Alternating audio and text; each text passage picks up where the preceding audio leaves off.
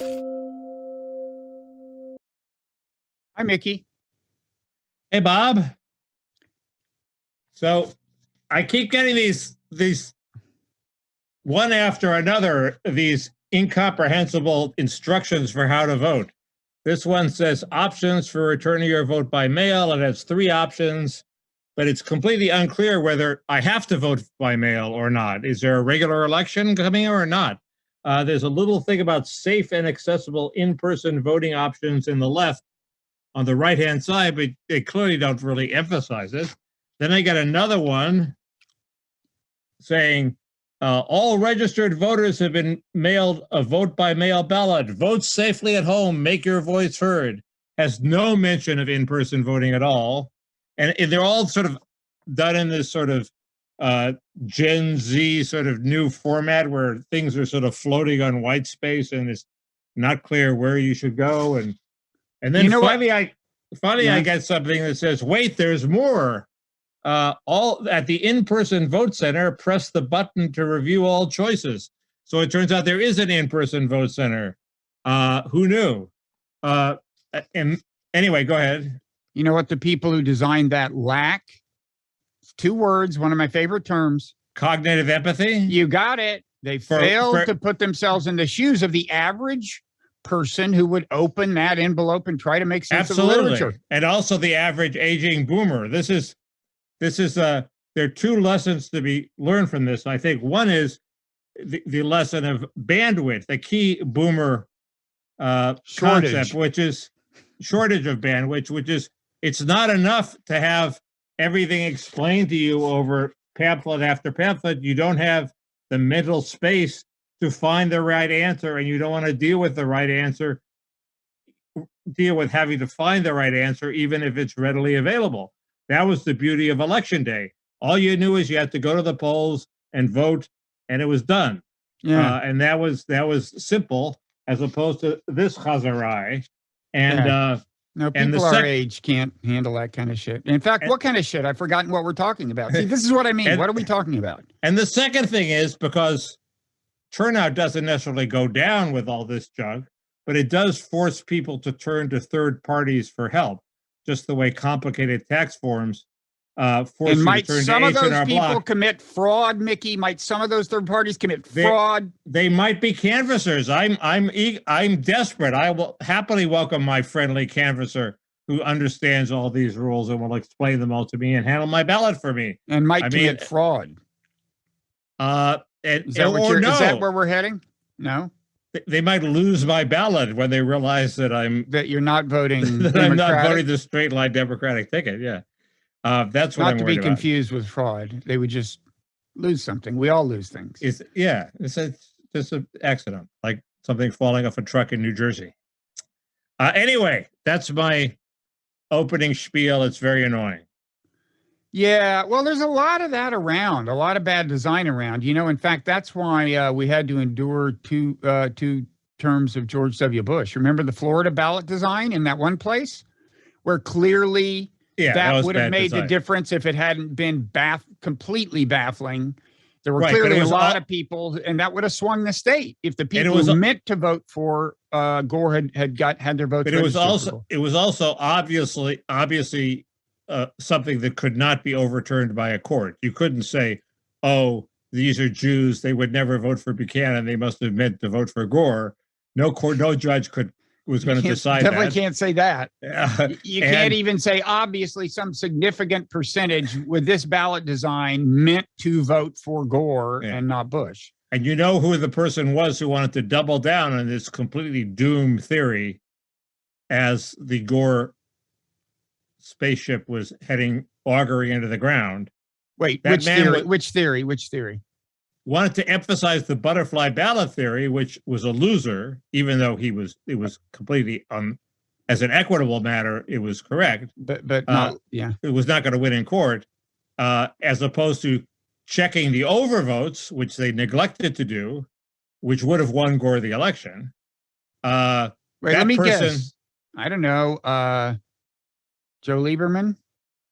No, that person was Ron Klain, Bob, Biden's chief of staff, who was in the process of not doing anything differently as the Biden spaceship augurs it to the ground. So yet another person who helped get us into the Iraq War is promoted instead of demoted.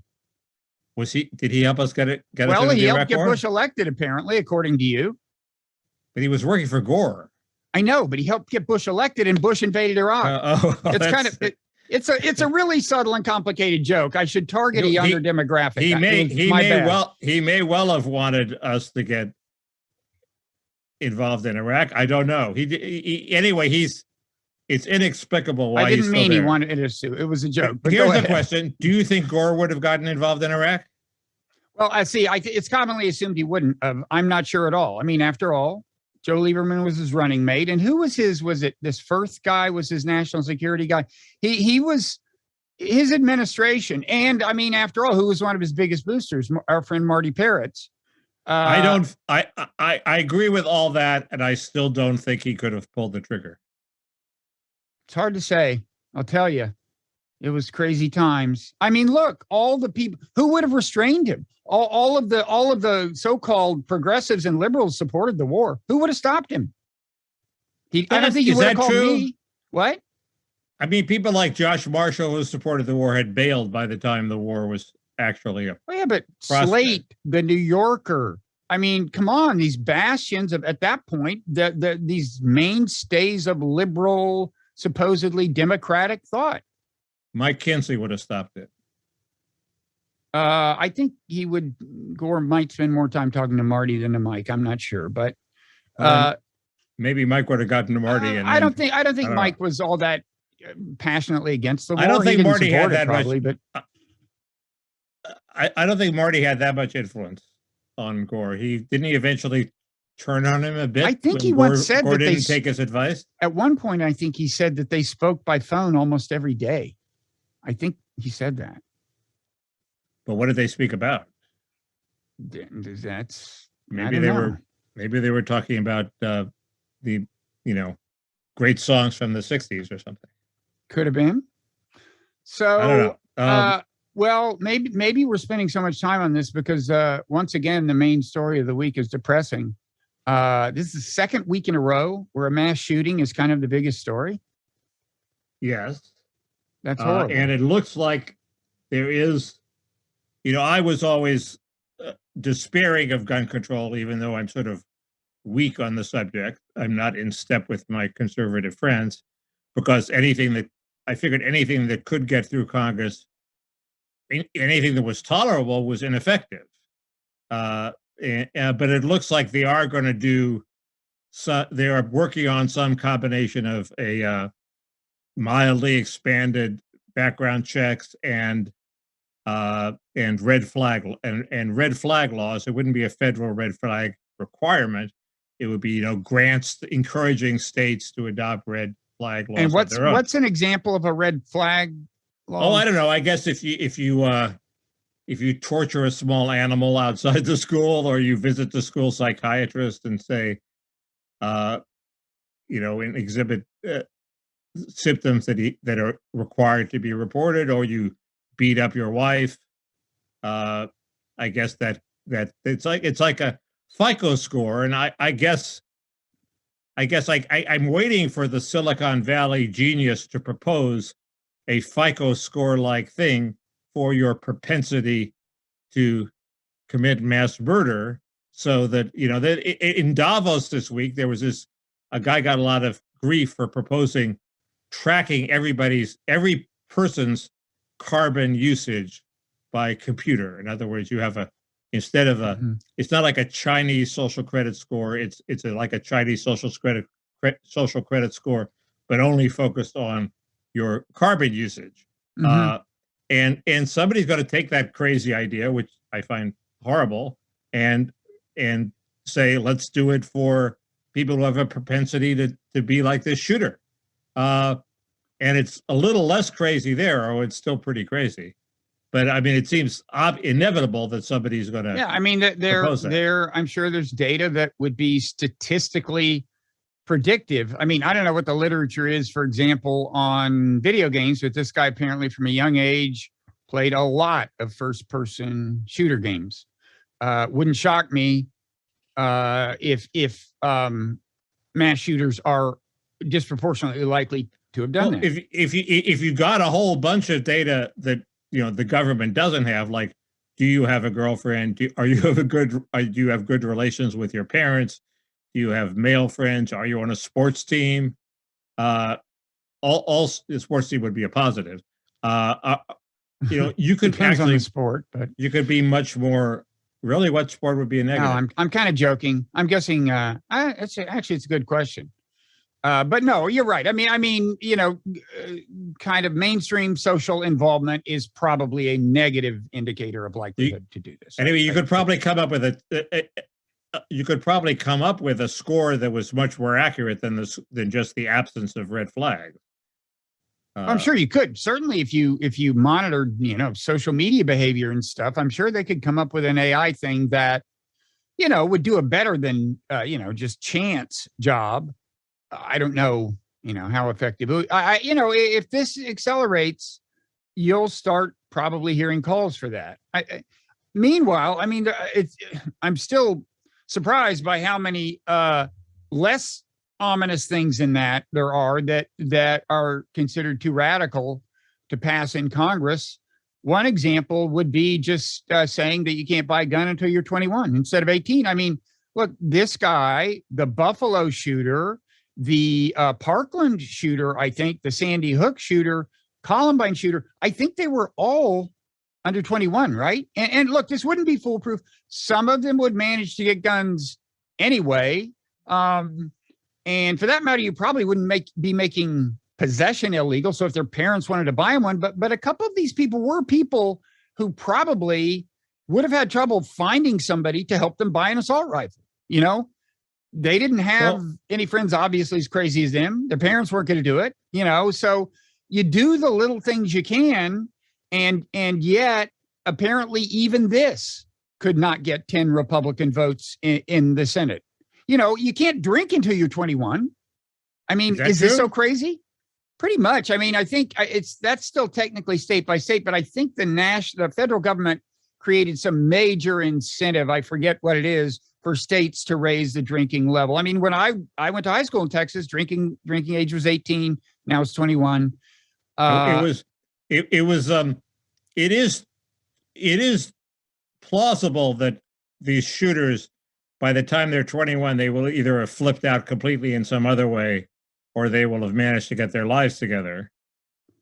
Just an increment of greater, self-control, or they'll have finally met a woman or something. I mean, all kinds of things can happen that, these guys are often right on the edge. It may happen, it may not happen. Anything you can do to decrease the chances. My other hobby horse, which has even less chance of ever happening, is banning high-capacity magazines. I think this guy had a 30-bullet magazine. In this case, it didn't matter.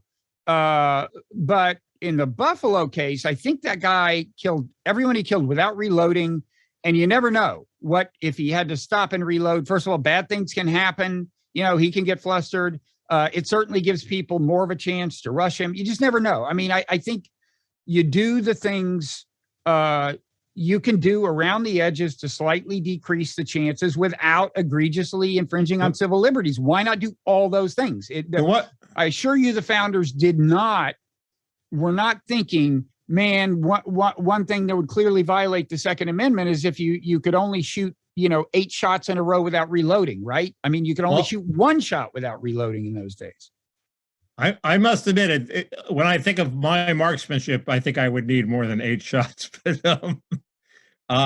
the founders clearly wanted you to be able to protect yourself. They wanted you to be able to rebel against authority if there was a time when the authorities got oppressive, and you wouldn't want to be stripped of your guns. Does that require more than 8 bullets? I don't know. Self-defense does not. I mean, can I just say something about people who buy guns for self-defense? When they are used violently, it is almost always either to commit suicide or to murder someone. Okay, that's what actually happens with guns that are bought for self-defense. But in terms of actually defending your home, I would guess, I have no data on this, but I would guess that 99% of the times they are successful in defense. What happens is intruder breaks in, he either sees the gun or you fire 2 shots and he runs away. That's what happens. There aren't many cases where someone comes to your house and their plan is to murder you with an assault rifle, right? It just, I mean, again, it's kind of like torture in the ticking bomb scenario. You can come up with these scenarios that won't actually happen more than 1 time in a million, but they don't happen more than 1 time in a million. What if you're a woman living at the end of a dirt road in the Western United States where there's nobody else around and you don't know who's going to come down that dirt road and you want to be able to protect yourself if they do? I don't know that 8 bullets is enough, but what if there are 2 people coming down the dirt road? By 2 pistols, I mean, again, if 8 shots doesn't stop them, you're probably in serious trouble, in any event. In other words, another 8 probably isn't going to help. But it's just like, it's like, Mickey, we used to have these arguments when I was against torture being legal. As I recall, you were for it. And you would come up with these crazy scenarios that have literally never, ever happened and have almost no chance of ever happening. Okay. You can always do that. Try to imagine a woman living alone who won't manage to discourage an intruder by firing 8 bullets at his face. Okay. That will not lead him to flinch. Okay. I suppose there's a movie in which that happens, but it's just not, Well, the one thing I don't, the one argument that's often made that I don't buy is the argument on the right that says, well, look at Chicago and New York. They have strict gun control laws and they have out of control murders way more than other areas.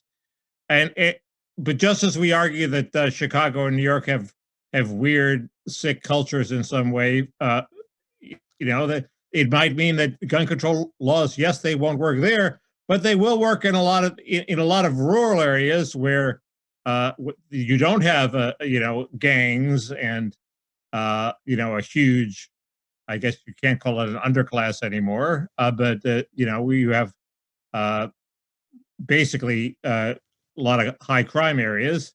You have a shot at actually having an incremental positive effect because most people, will obey the law and find it hard to get a gun if guns are illegal. Well, also, if you can cross state lines, if the law is not uniform across the country, I think the Buffalo shooter, I think the high capacity magazines are illegal in New York. I believe he crossed state lines to get his 30 bullet magazine. And that's why some of these things you pretty much have to address at a federal level. The state line argument, though, has always seemed to be a cop out for excusing a culture where you're just going to be able to get it. You can get heroin. Heroin is one of the most illegal things around. Okay.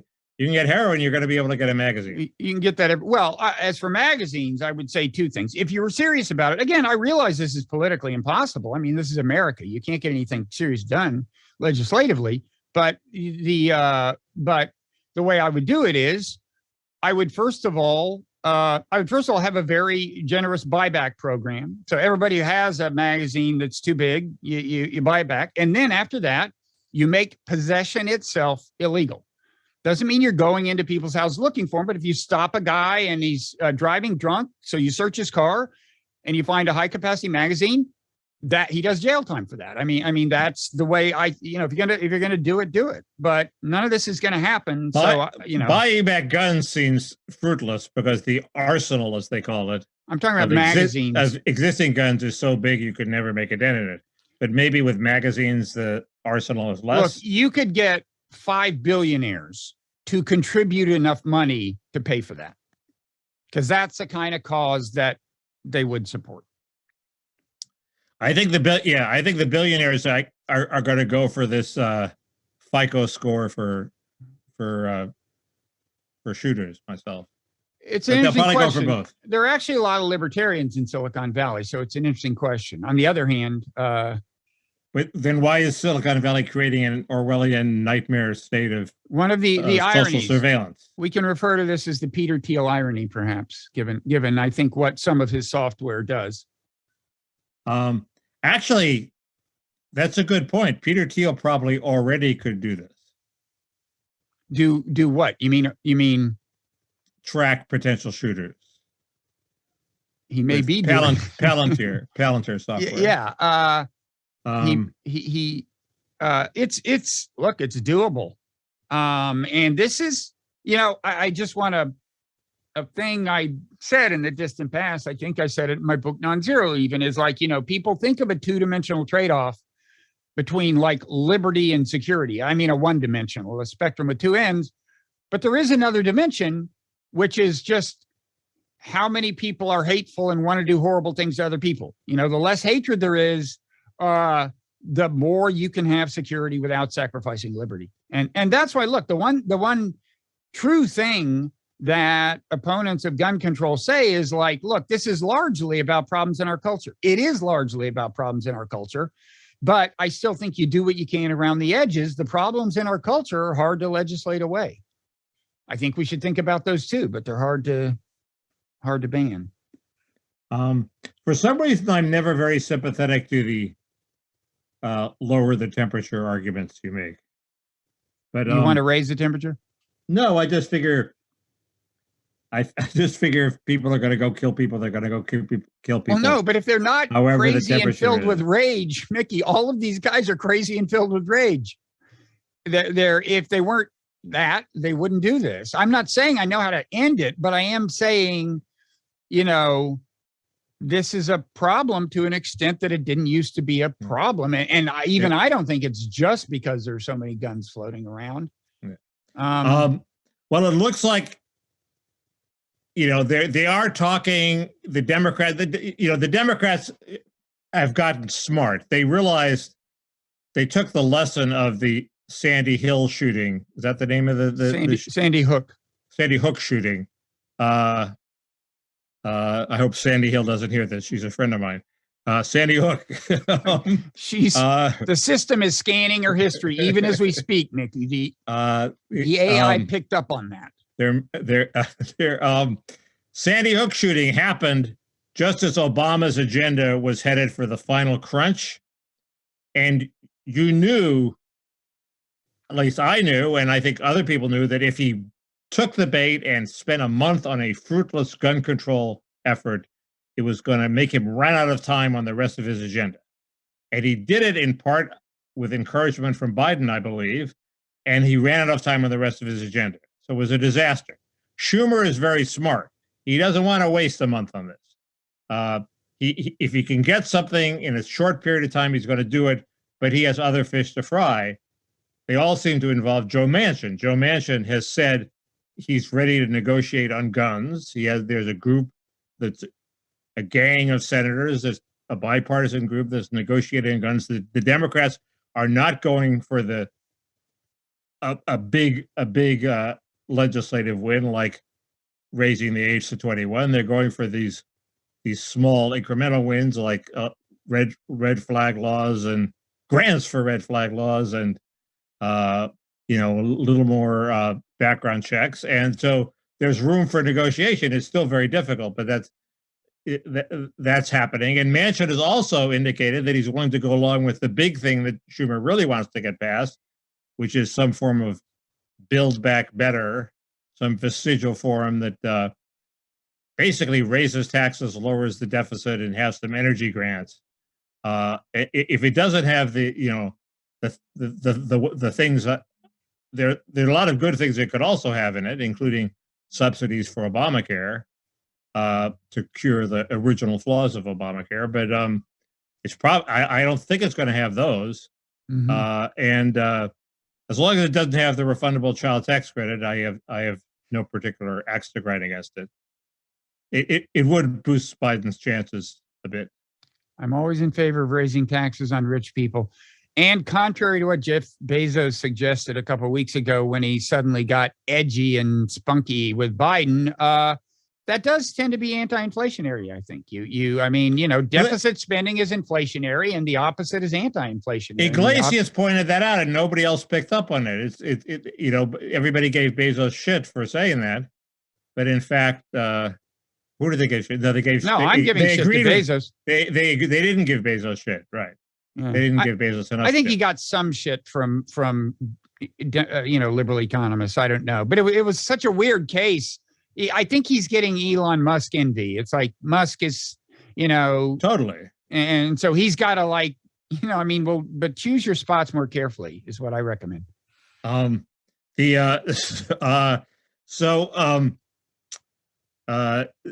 inflation figure that just came out was lower than expected.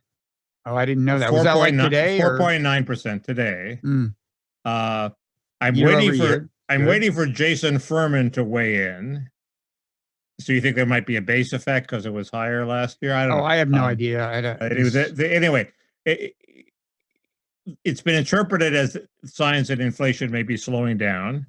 I wait for Jason Furman to weigh in. I checked his Twitter feed before we taped. He didn't have a reaction. He was in Davos saying that now that inflation has taken hold of the world economy, don't kid yourself. The central banks are going to have to do much more than they're letting on they're going to have to do to bring inflation under control. So don't abandon the idea that every time the stock market goes down, the Fed is going to do something to boost it back up. It might keep going down. So you don't want to buy on the dips, as I just did. Or did you? A mistake. Well, I have only $1,000, and I blew it all on investing in an index fund that I've made now $30. Just tracks the S&P or something. This was a high tech index fund, but I figured that's more volatile. Well, if you're diving back in, I mean, once this gets out, now that it's public, I mean, I'll tell you, what I'm going to do? I'm going to buy in between now and when we post this, because when we post this, all your followers. Isn't that illegal insider trading? Isn't that like Bill? Well, this weird story came out on Breitbart. It wasn't completely nailed down, but it was very interesting, if true, that Bill Gates is funding a lot of organizations that trash Elon Musk. So it's not just that he's shorted Musk's stock, it is he's spending his millions and billions to drive the stock down. Now, is that illegal? Probably not. Probably not. It's not insider trading. It's sort of, but it's a secret dark fund. He's not being transparent about it. And second, why would Bill Gates do this? He has plenty of money. He doesn't need to make profits. I mean, he doesn't need to make profits on Musk stock. Did you see Musk's tweet about Bill Gates? This is probably retaliation for that. He said he was pregnant. I think he's been doing it for a while. Though I think Musk was. No, he showed him a picture of him looking overweight and said something that your average 13-year-old would say when tweeting a picture of somebody he didn't like who looked overweight. Yeah, that's what Elon Musk does. What did he say? I forget the joke, but the whole idea. It was a pregnant man emoji. It was a pregnant man emoji. It was not. He was just overweight. Okay, but he's making fun of him for being overweight. How old are most of us when we stop doing that? Donald Trump excluded. How old are most of us when we stop doing that? Well, it's like one of those things where, if you're a normal person, you stop it when you're 18, but if you're in the elite, you probably keep doing it for your entire life. I don't think it works that way. Quite the contrary. In general, traditionally, the people who have risen to high levels in the establishment, the elite, are people who stopped doing it earlier than you and I did. That's why but maybe that's what's changed about the world. And they go to clubs, and at the clubs they say, Bill Gates is disgustingly fat. I mean, tell it to Joe Rogan. Still, the idea that, a guy with Elon Musk's record on Twitter, just looking at his record of juvenile tweets, could well wind up running Twitter, is an appropriate comment on the general direction of reality lately, I guess. So it's just sit back and enjoy it, I guess. I mean, another guy who made juvenile sex jokes was Stephen Hawking. I mean, what can you say? Stephen Hawking? He was filthy. Well, there were all sorts of like weird quantum dirty jokes. I think you got to give him credit between his genius and his physical malady. I give him credit. I'm just saying that it doesn't bother me that much that he had a juvenile sense of humor when it came to sex. He did manage apparently to have an affair with his nurse, which is hard enough. More than I've done. Me, right? So my hat's off to him. Anyway, I just think Gates is cruising for a bruising there. Well, he's getting it. So there's so many conspiracy theories directed at him, you know? Well, it started with Epstein. I mean, that's the Epstein, he's you know. He's distracting from, maybe he's like Denspec. He's distracting from the Epstein scandal by opening up a whole new scandal. So everybody forgets that he was pals with Epstein. That could be it. He is a smart guy. But you know, the Bill Gates microchip in the vaccine, you realize you've got how many of those floating around? 3 by now. You got 3 Bill Gates microchips in you. There was this, I missed that. What did you say? I was thinking, you know, the theory that the vaccine is used to get Bill Gates microchips into your body, which a number of people actually believe. I mean, an alarming number of people. Well, I'm waiting for the next Severance show where they, in order to stop high school shootings, they insert a chip into every young male that goes off every time they. We can arrange that. Have you watched more of Severance since we spoke last week? Yeah, I've watched. I'm on like episode 3. Okay, so we can talk about that in the Parrot Anyway, Room. But we digress. Anyway, I forget. Oh, there was this hilarious thing in Business Insider where Reid Hoffman of LinkedIn.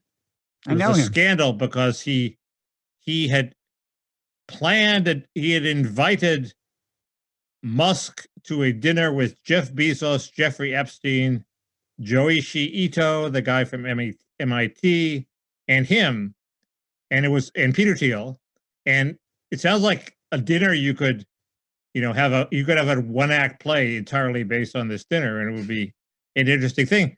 But of course, there's no evidence this dinner ever happened. I mean, he invited him. I mean, Bob, I invite you to a dinner with, Happens with Jeff all the Bezos time. and Elon Musk, and we're going to get Zelensky in, and Prince Bandar, and all, I've been to dinners you organized where the advertised guests did not show up, Mickey. In real life. In real life. Have you organized those dinners? No, you organized them. There was all this glittery bait. Bob, want to come to dinner? All these people will be there. Oh, that happens all the time. That's my point. It happens. That's your point. But that was an accident. There are people who do it intentionally. Anyway, it happens. But you had me, Bob. I know that's enough. Yeah. So on Ukraine, yeah. The big news was Henry Kissinger, I think. Not the only news. Okay, go ahead. It was also the news that, well, first of all, I should say I've been doing an experiment this week. I have stayed almost entirely off of Twitter and entirely off my Twitter Ukraine list. And as a result, all I know is what the mainstream media is reporting. And as I've argued before, the mainstream media is usually, if there's bad news for Ukraine, they're usually several days behind it on it. In fact, I would like to play you a clip from the BBC today where they're saying basically what I told you a week ago, as if it was news. Can I do that? Yes. So as you may recall, I was saying, like, if you follow the kind of pro-Russia Twitter, you get a sense for things well before sometimes they are actually reported. In this case, I said, I think it was the second week in a row, I mentioned this town, Popasna. I said they'd been saying for a long time, it's important. Finally, the Russians took it weeks ago. And then last week I said, I'm not sure this is real yet, but it looks like there's been a breakout. I mean, the Russians took Popasna, but now it looks like there's been a breakout and they're heading from it west and north and south and everything. But I haven't, no signs in the mainstream media. Today was the first time in mainstream media I saw a reference to Popasna or heard. It was in the BBC. I'm going to play it. The other thing I had said was one implication of this is that for this, among other reasons, this town of Severodonetsk, a big, important city, will now be imperiled. And either the Ukrainians will withdraw or there will be a big battle or something. So anyway, I finally heard a reference a week later To Popasna. This guy pronounces it Popasna, but you'll get the idea. And towards Lysychansk. So the only way they're going to be able to properly encircle it is by cutting off a whole pocket of territory coming round the back. And that's what they're trying to do at the moment. They've come through this town called Popasna, which is on the old line of control. That was one of the front lines, was near there. They've broken through there, and they're trying to come round the back, going kind of through a town called Bakhmut. And that would encircle... I mean, I'm serious. I really said this. I mean, there's been a little more, but and this is a fuller report and everything, but there is this lag in reporting bad news for Ukraine that I've kind of figured out the dynamics of it. Maybe I'll go into it in the Parrot Room. I think that's kind of changing, because I was reading Anne Applebaum's latest piece about how why we must pursue Putin's ultimate defeat and humiliation as our war goal, as opposed to taking the Henry Kissinger approach, which is giving him an off-ramp where he actually gets some territory. And that's the dividing line now. And she has shifted. The old line was Putin is insane and he's losing, so we must stop him now. And now, while we have the advantage, now her line is shifted, and it's now Putin is rational and he's winning, so we must stop him now. Right. Either way, the result is always the same, but the anti-Putin people have completely incorporated the idea that he's doing okay, and but that's a swing over the last 2 or 3 days, so far as I can tell. I mean, whereas there was evidence of it many days earlier. Yeah, but I guess the argument is he's not about to take this off ramp. He thinks he's doing fine. There's no point in offering him an off ramp. Blah blah blah blah blah, and he's rational. So of course he won't launch nuclear weapons when we say our goal is to depose him and destroy his government and his way of life. I mean, that, that as Roth Douth had pointed out, that is the weakness of Applebaum's piece. If the more she ups the war aims to destroy Putin, the more likely it is nuclear weapons will seem like his only option. Yeah, I mean, and that's why I can't believe how much grief Kissinger took, because I think he was basically saying, look, the most you can hope for is to get back to the status quo ante, which would be, first of all, at this point, that's a huge hope to get back to the status quo ante. Where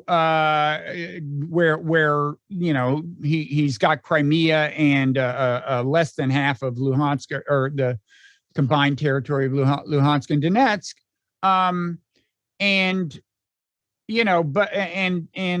if you do try to push it back, in the event that you were lucky enough to have the option of pushing him back further than that, which I frankly doubt will happen, then at that point it does to him seem, I think, like an existential threat, not to Russia, but to his regime, because the politics of that would be so grim, because that's an out and out loss. In fact, I think it's a loss for him domestically if he's pushed back the status quo ante.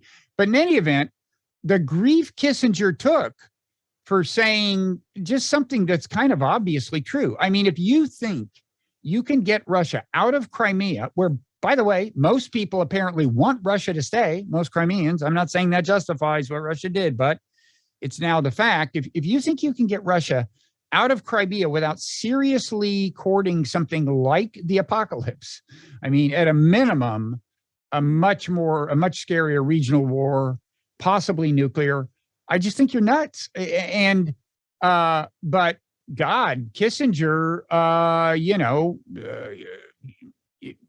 people, including Zelensky, acted as if he's some kind of war criminal.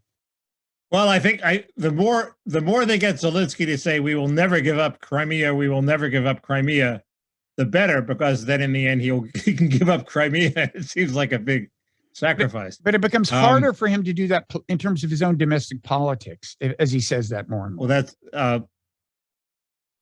that's actually, but that's an argument that the Applebaums and the others make, is that, well, you can't expect Zelensky to offer him an off-ramp because Ukrainian politics would never tolerate that. Well, first of all, I mean, that's a whole interesting thing that if I don't discuss here, I'll discuss in the Parrot Room. But, I don't think we have a super clear idea of what exactly the Ukrainian people want. And there's not a lot of vigorous debate on this subject, as I understand it. One thing I learned a couple of weeks ago from a podcast, and this was very much a pro-Ukraine podcast, the interlocutor, the guest, everything, but the guest had been to Ukraine, knows Ukraine very well. And, you know, there used to be 6 TV stations in Ukraine, apparently, each owned by a different oligarch. Since the war started, there is one TV channel. It's not technically run by the government. It's technically a collaboration of like the 6 oligarchs or something, but there are rules. And one rule is you cannot criticize Zelensky on TV. Okay, so we are not seeing, and look, I'm not saying America would be any more permissive if it had the kind of war where its actual territory is being intruded on, right, which we've never had, basically. But it is not, there is not free-flowing debate in either Ukraine or Russia right now. There's less of it in Russia, I'm sure, but there's not probably a ton in Ukraine. So I don't know how we know how an actual debate in Ukraine would work out on this subject, but I will say, it's easy for all of us to sit back, and even in a certain sense for Zelensky to sit back because he's not on the front lines, and say, well, however long it takes, however many dead Ukrainians and maimed Ukrainians it takes, however many refugees, however many dead Russians, it's easy for us to say that, but we're talking a lot of carnage and increasingly just the complete and utter destruction of Ukraine physically. One thing I didn't understand about what Kissinger said is he said Russia is an important balance in Europe. What does he mean by that? I don't know. I didn't read all his remarks. These foreign policy concepts like balance. What is Russia balancing? Us? I think they're balancing us. I don't know exactly what he means by that. I mean, he is an old-fashioned balance of power. Right, but usually, I once had to proofread a Henry Kissinger article in Newsweek, which was completely incomprehensible. And somebody explained to me, when Kissinger wants to be clear, he's perfectly capable of being clear. He's unclear in this article because he wants to be unclear. In this case, he wanted to be clear. I think he was speaking via Skype to the Davos convention. All he seems to me, all Russia seems to me to be balancing is NATO. I don't know. Now he could mean potentially China, but for the near future, partly as a result of this war, Russia is going to be virtually a client state of China's. Yeah. So I wanted to read the last paragraph of Ad Applebaum's piece because it seems completely utopian and idealistic in a way that I haven't heard since the 1960s, when people were talking about the ecstatic mode of being that was going to follow the revolution. Military loss could create a real opening for national self-examination or for a major change. He's talking about in Russia, as it so often does in Russia's past. Only failure can persuade the Russians themselves to question the sense and purpose of a colonial ideology that has repeatedly impoverished and ruined their own economy and society, as well as those of their neighbors, for decades. Yet another frozen conflict, yet another temporary holding pattern, yet another face-saving compromise will not end the pattern of Russian aggression or bring permanent peace. Well, I would say if foreign setbacks for foreign adventurism have that kind of feedback effect, why is Anne Applebaum, even after the Iraq War, still have this huge platform at the Atlantic? If self-examination actually worked within countries, she would not be a prominent voice. She and her whole, crew of fellow hawks, neocons, and so on. Yeah. That's perhaps an unfairly personal reply I'm giving you, but it's just, the true answer is it's like, yeah, it could happen. But, I think history shows that all kinds of shit can happen. He can be deposed in a palace coup and it can be worse. A true defeat could force the reckoning that should have happened in the 1990s. She wants a reckoning. Everybody wants a reckoning. I'm sure Putin will be eager to take his eager to stop the war if he knows that the results will be a reckoning in which he'll be reckoned out of power. Anyway, yeah, it's just a triple bank shot. There's this ecstatic, we want this reckoning in which the revolutionary forces will win and everybody will see the light. There's a similarity between Applebaum and the left and the new neocons of the left, and it's pie in the sky in both cases. Which part of the left on what issue? Reckoning. You haven't heard about the racial reckoning that's happening after Black Lives Matter? It's all about everything in the press is now a reckoning of privilege, reckoning of this, reckoning of that, and they remaking the flaws of society with a reckoning.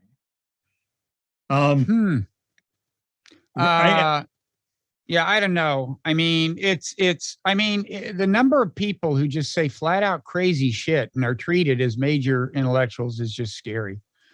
She said crazier stuff than this. We've talked about it. Okay.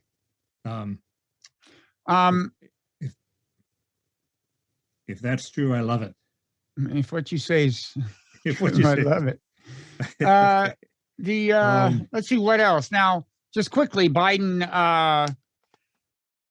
said that we will intervene militarily if China attacks Taiwan, and then the White House said, "Well, not quite so much." And why isn't he just reestablishing strategic ambiguity? In other words, now the ambiguity is who are the Chinese going to believe, Biden or his aides? In a way that sort of slightly toughens our stance against them, which is probably appropriate. So in the end, the outcome isn't such a disaster. Well, I mean, people have said that almost in a joking way, like, yeah, new level of strategic ambiguity. It seems to me, if you want to preserve I would say the problem is he just comes off as incompetent. And now maybe it's like, madman theory, like, well, then they think, America's run by crazy people. Who knows? Don't invade. They could do anything. I suppose it's possible. In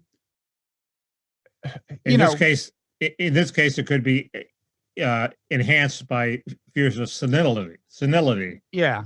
In other words, really senile old man will order a war, really could in his allocated state.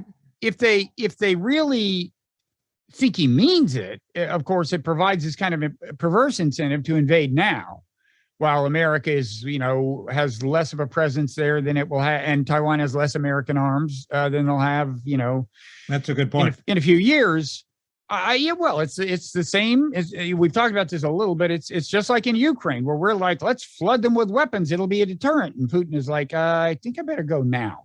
There's only going to be more NATO advisors and weapons as the years roll by. Bizarrely, Fiona Hill said one of the reasons she validated the madman theory recently by telling some talk show host or interviewer that she thinks Putin didn't invade under Trump precisely because he didn't know how Trump would react. Trump is a madman. He's not rational. And he figured Biden was rational, therefore he could deal with him if he invaded. It's just a weird, unlikely source for the madman theory. Yeah, but, I think in retrospect, it might have been good for, Biden said, we will not intervene militarily. It was virtually an assurance for Putin, or he could have taken it that way. I personally thought if there was, one reason that I would be tempted to say that out loud if I were president is because given the American domestic forces in favor of intervention, you almost have to state your position publicly to make it irrevocable, to make it credible. Otherwise, I'm not sure what the logic of saying that out loud is. The thing he might have said out loud in retrospect is, but we will arm them to the hilt if there's an invasion. That probably wouldn't have worked if Putin was indeed under the impression that the whole thing was going to be over in a week. I don't know if he was, but I don't know.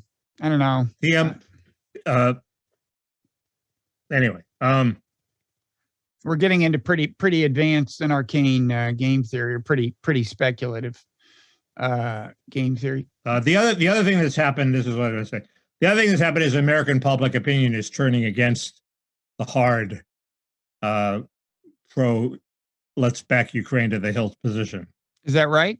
Yes, there's it used to be 51-44 in favor of Ukraine. Now it's 51-44 against Ukraine, just in terms of what is your priority, helping Ukraine or helping America not have any consequences from the Soviets. And it's flipped. And I think people like Hawley, crazy as they are getting some traction with why are we spending $40 billion on Ukraine?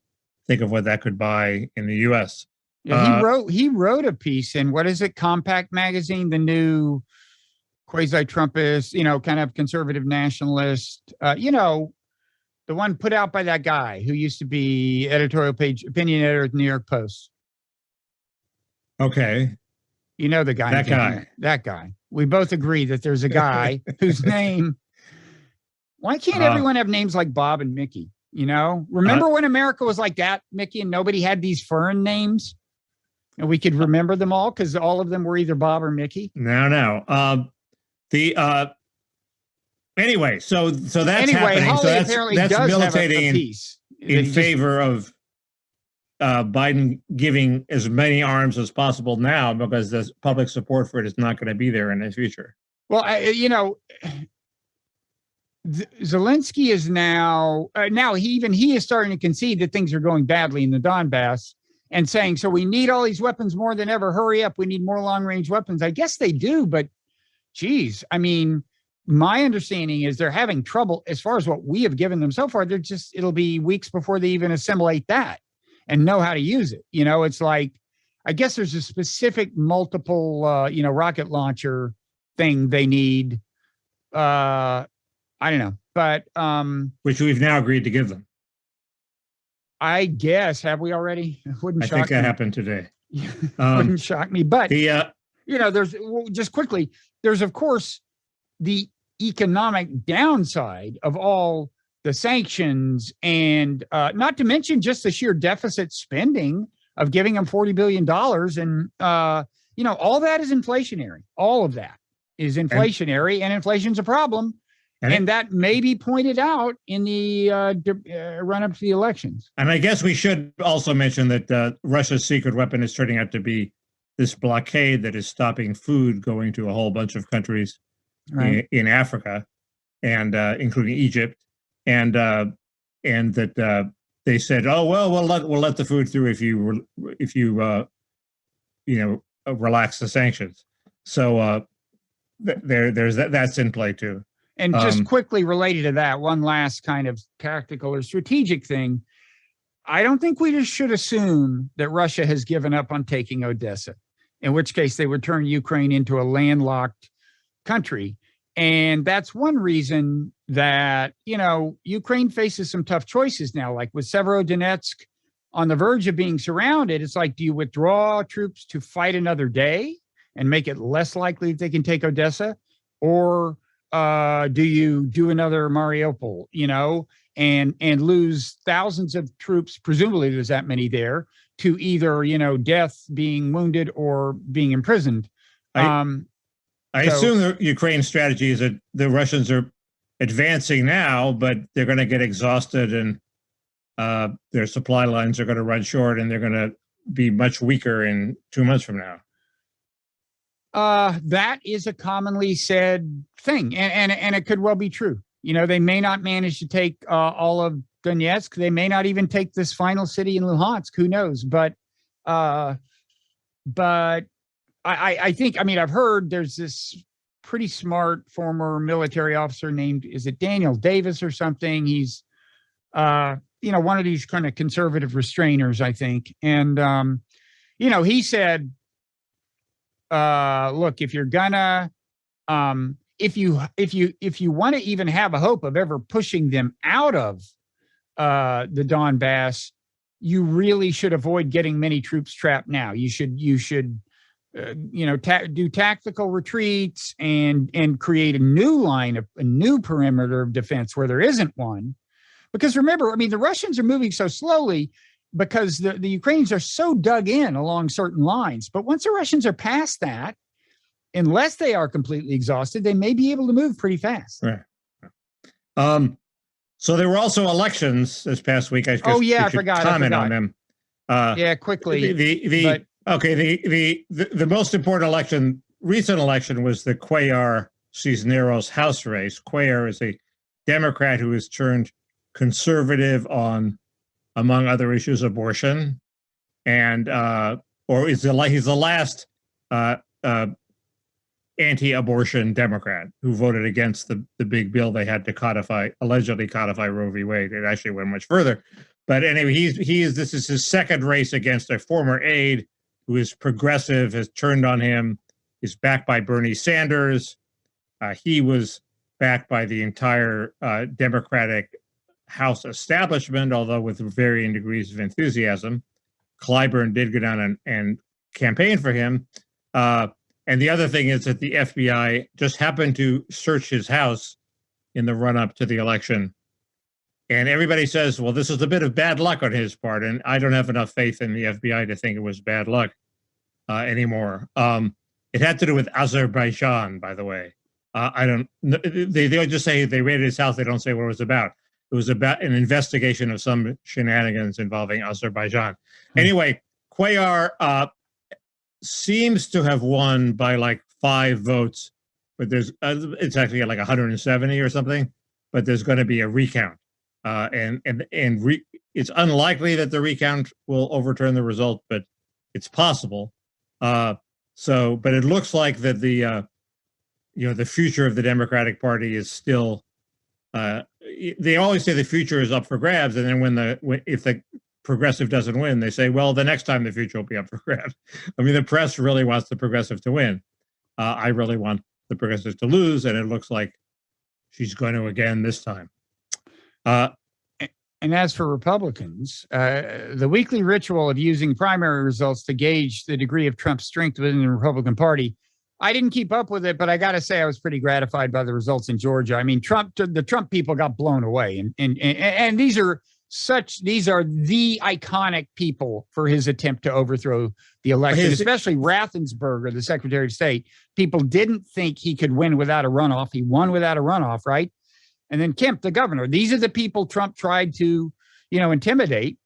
And I know people who thought, Kemp should clearly win, but they thought Raffensperger should lose just not because he resisted Trump at the end, which obviously he was right to do, but he gave away way too much to Stacey Abrams in the negotiations before the election. Mm.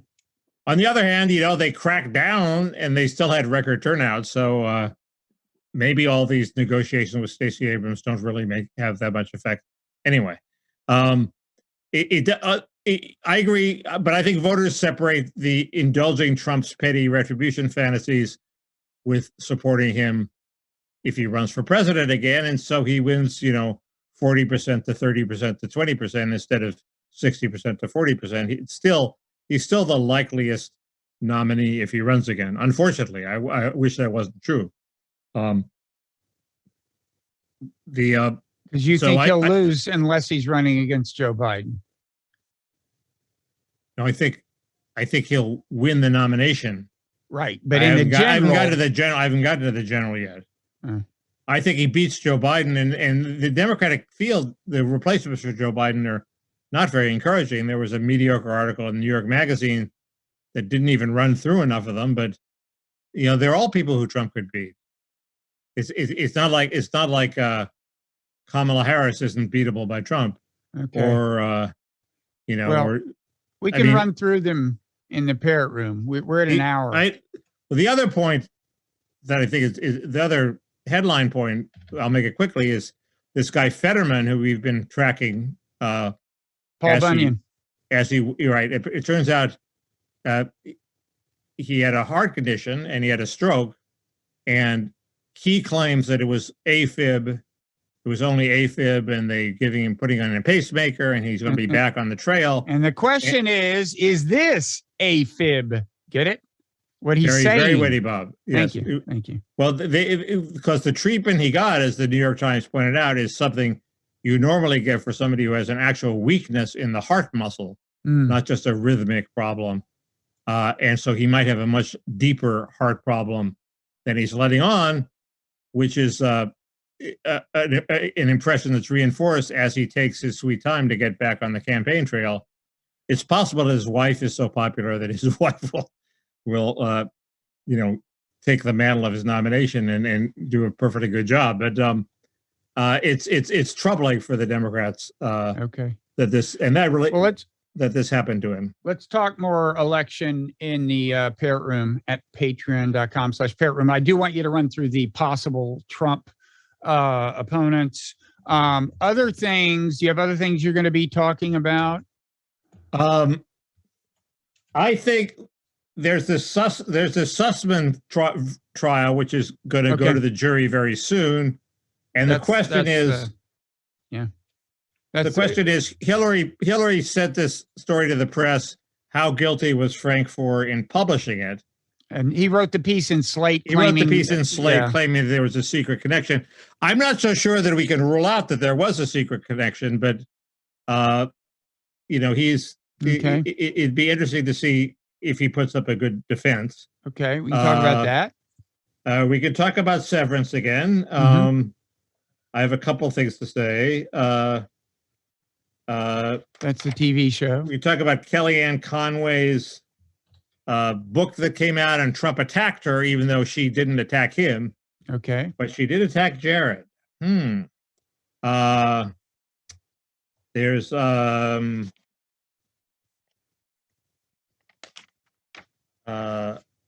I haven't read Elon Musk's tweets, but I will read them by the time of the Parrot Room. There's Twitter. Tony Blinken's big speech, which I'm sure you have an opinion on. I didn't read the whole thing. I certainly have opinions on Tony Blinken. You read more of it than I did.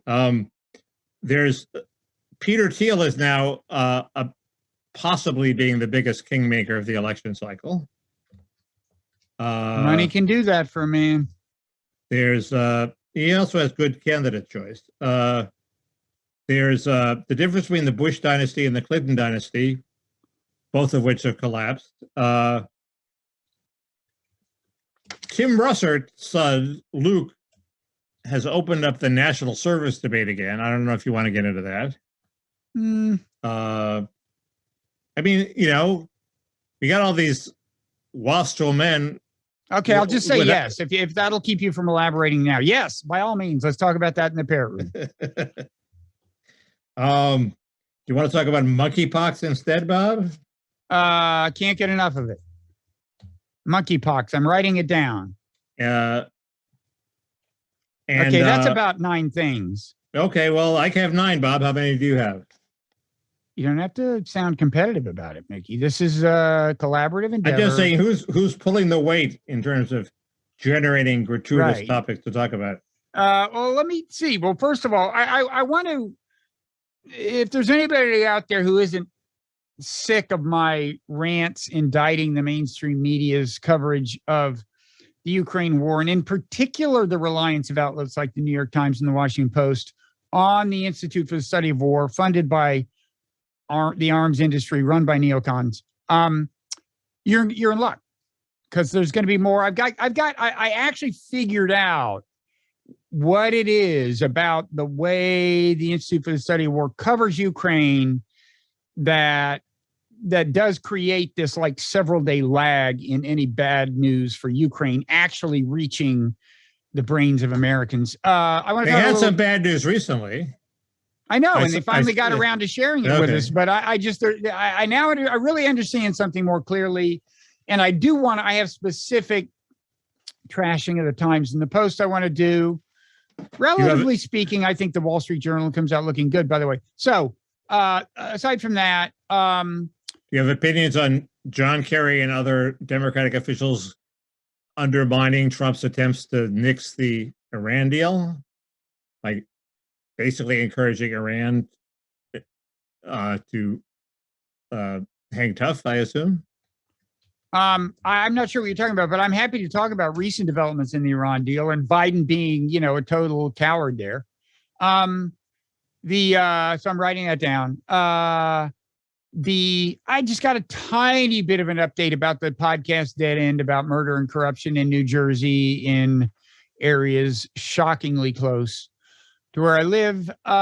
We could talk about the Princeton professor who was fired. Do you have any, that's in your neck of the woods, right? I didn't know that much about it. He allegedly is a victim of a martyr for free speech.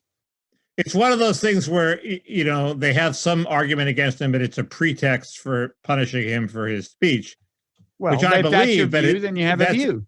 That's Okay, but that's an inherently duller. That's a duller debate than he was innocent. Okay, we'll see if we may debate that. Station 11. I finally finished this, you know, epic TV series. I'll have things to say. I hope it wasn't about the redemptive power of art. It's about, I would say, the redemptive power of art. but that's not all you can say about it. It's enough for me. Yeah, well, we've said that. I just want to report back, since we've been talking about it for weeks in the Parrot Room, and say that I finally made it, and I think I deserve a medal. No, it's interesting. So that's a lot of stuff. We'll try to talk about almost all of it in the Parrot Room. Patreon.com/Parrot Room. Oh yeah, click the like button on YouTube. Do us a favor. Rate and review. Where you can experience the redemptive power of art. All right. We'll see you there. Of our art.